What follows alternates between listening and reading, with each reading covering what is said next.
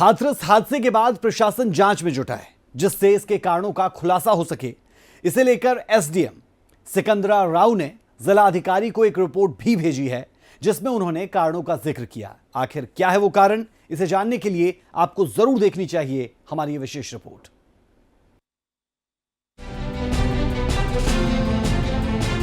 उत्तर प्रदेश के हाथरस में सत्संग के दौरान हुई भगदड़ में 121 लोगों की मौत हो चुकी है।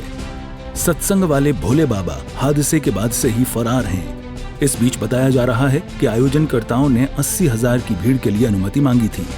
आयोजनकर्ता को तय मानकों के मुताबिक बहुत सारी व्यवस्था करनी चाहिए थी, जो सत्संग के दौरान नहीं की गई। पहले एग्जिट और एंट्री पॉइंट नहीं बनाया गया। मार्किंग करके पॉइंट्स बनाए जाते हैं, लेकिन कहीं मार्किंग नजर नहीं आई। इमरजेंसी रास्ता नहीं बनाया गया। 80,000 लोगों के हिसाब से मेडिकल टीम नहीं थी। मेडिकल टीम थी भी या नहीं, ये भी जांच का विषय है। कम से कम 5 एम्बुलेंस होनी चाहिए थी, जो नहीं थी। भीड़ के हिसाब से कूलर और पंखे की व्यवस्था नहीं थी। भीड़ के हिसाब से वॉलंटियर कम थे। प्रशासन की तरफ से फोर्स भी ना के बराबर लगाई गई थी। खाने पीने का उचित इंतजाम नहीं था। जिस रास्ते से बाबा का काफिला गुजरा, उस पर कोई बैरिकेडिंग नहीं थी। आयोजकों ने जो अनुमति ली, उसमें सभी बातों का जिक्र नहीं था। पूरे मैदान को समतल करके कम से कम 10 एकड़ जगह को बराबर करना था, जो नहीं किया गया। मैदान के चारों तरफ आने जाने के रास्ते बनाने थे, लेकिन नहीं बनाए गए। छोटा सा कच्चा रास्ता बनाया गया था। अनुमति लेने और देने दोनों में बड़े स्तर पर लापरवाही की गई। सत्संग में भगदड़ को लेकर एसडीएम सिकंदरा राव ने जिलाधिकारी को रिपोर्ट भेजी है। इसमें बाबा के ब्लैक कमांडो और सेवादारों की धक्का मुक्की के कारण भगदड़ होना बताया गया है। रिपोर्ट में कहा गया कि सत्संग के पंडाल में 2 लाख से अधिक की भीड़ थी। भोले बाबा लगभग दोपहर 12:30 बजे पंडाल में पहुंचे और 1 घंटे तक कार्यक्रम चला।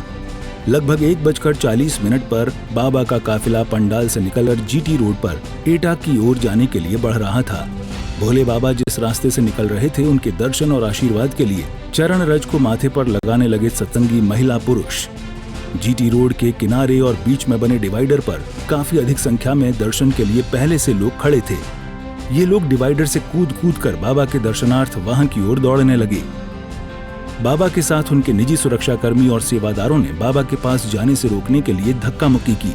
धक्का मुक्की करने से कुछ लोग नीचे गिर गए। तब भी भीड़ नहीं मानी और अफरा तफरी का माहौल हो गया। राहत की सांस लेने के लिए कार्यक्रम स्थल के सामने सड़क की दूसरी ओर खुले खेत की तरफ लोग भागे, जहां सड़क से खेत की ओर उतरने के दौरान अधिकांश लोग फिसलकर गिर गए। भीड़ उनके ऊपर से होकर इधर उधर भागने लगी, जिसमें कई महिलाएं, पुरुष और बच्चे घायल हो गए। रिपोर्ट के अनुसार एसडीएम ने स्वयं और पुलिस सुरक्षा कर्मियों ने हताहत लोगों को एम्बुलेंस से अस्पताल भिजवाया।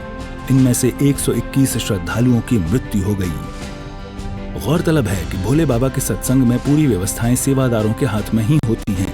कुछ शिष्य पुलिस से भी हैं। इनमें से कुछ मौका मिलने पर प्रवचन के समय आ जाते थे। प्रवचन स्थल तक बाबा के लिए अलग से एक रास्ता भी बनाया गया था।